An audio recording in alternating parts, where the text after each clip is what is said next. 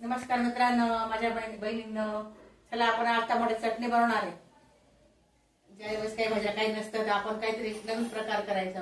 टमाटर तुम्ही खाल्लीच असेल, आता बघू आता आमच्या पद्धतीने करून दाखवतो तुम्हाला.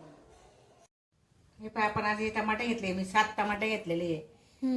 हे 3 कांदे आहे छोटे छोटे बारीक चिरले, बारीक चिरून घेतले. टमाटे पण धुवून वगैरे तो मस्त चिरून घेतले ते. नंतर हे जिरा आणि धन्याची पावडर आहे. हे लाल तिखट आहे, लाल तिखटच टाकायचं आपल्याला, जास्त नाही हे करायचं ते. पेस्ट लसणाची पेस्ट बनवायची. ही लसूण कुटून घेतलाय मी हा.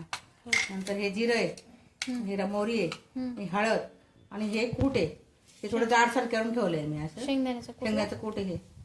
आता आपण पहिले तेल टाकू. तेल टाकले म्हणजे चमचा त्याच्यामध्ये. तेल तापून गेलं का? तेल तापलं आपल्याला, आपण मोहरी टाकून घेऊ आपण त्याच्यात. मोहरी तडतडली का मग आपण त्याच्यात जिरं टाकू.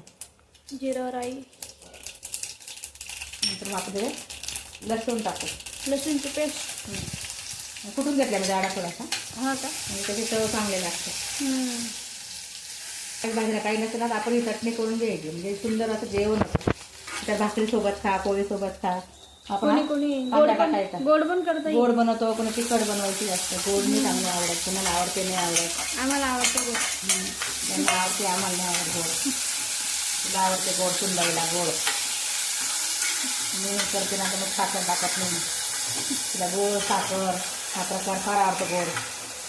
कांदा चांगला लाल करून घ्यायचा. कांदा लाल झालाय, आता थोडासा होतोय. कांदा लाल झाला आपला छान. आता आपण थोडासा आपण त्याचे टाकू, थोडं कूट टाकू पहिले. शेंगदाण्याचं कूट. कूट पण तेलात चांगलं परतून घ्यायचं, म्हणजे आपली चटणी सुंदर होते. नंतर बाकीचं वरून परत टाकू. त्याच्यामुळे अर्ध कूट टाकलंय मी त्याच्या तेलात परतवायला, म्हणजे कुरकुरीत चटणी होते ती. आता आपण त्याच्यात लाल तिखट टाकू. आपण हे 1.5 चमचा तिखट घेतलेलं आहे. नंतर हळद. तर मग हे काय आहे आपलं जिरं आणि धन्याची पावडर आहे. हे हिंग शेवटी पुन्हा चांगलं लाल करून घ्यायचं. छान झाले आणि मसाला पण छान परतवला गेला आहे. आता आपण टमाटे टाकू याच्यात. शेवटी टमाटे चांगले खालीवर करून घ्यायचे. आपण याच्यात पाणी टाकायचं नाही अजिबात, कारण की टमाट्याला ऑलरेडी पहिले पाणी असतं, नाही लागत. आपण झाकण ठेवलं ना आपण पाणी सुटतं त्याला. हो का? म्हणून टमाट्याची चटणी करताना आपण त्याच्यात पाण्याचा वापर नाही करायचा आपल्याला. ओके. आता आपण त्याच्यात मीठ टाकून घेऊ. मीठ शेवटी. अजून तुम्ही नंतर कूट टाकणार आहे का ना? आपण आता बघा पाणी टाकलेलं तरी त्याला पाणी सुटलेलं त्याला.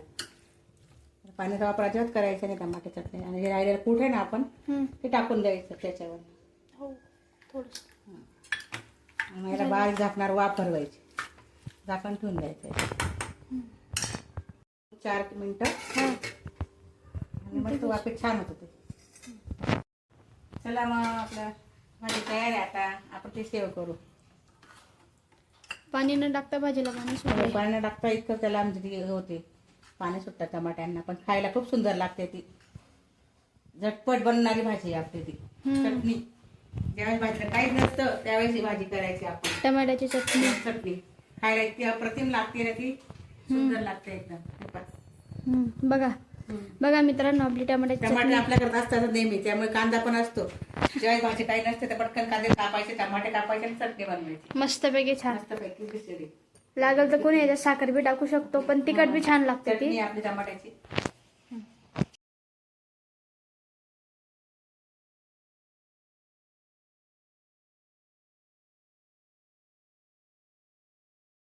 चटणी आता तयार झाली बघा. तयार झालेली आहे. झटपट कमी वेळात बनणारी, खायला पण सुंदर लागणारी चटणी आपली. करून बघा, खाऊन बघा आणि आम्हाला कमेंट करून सांगा की कशी वाटली तुम्हाला ही टमाट्याची चटणी.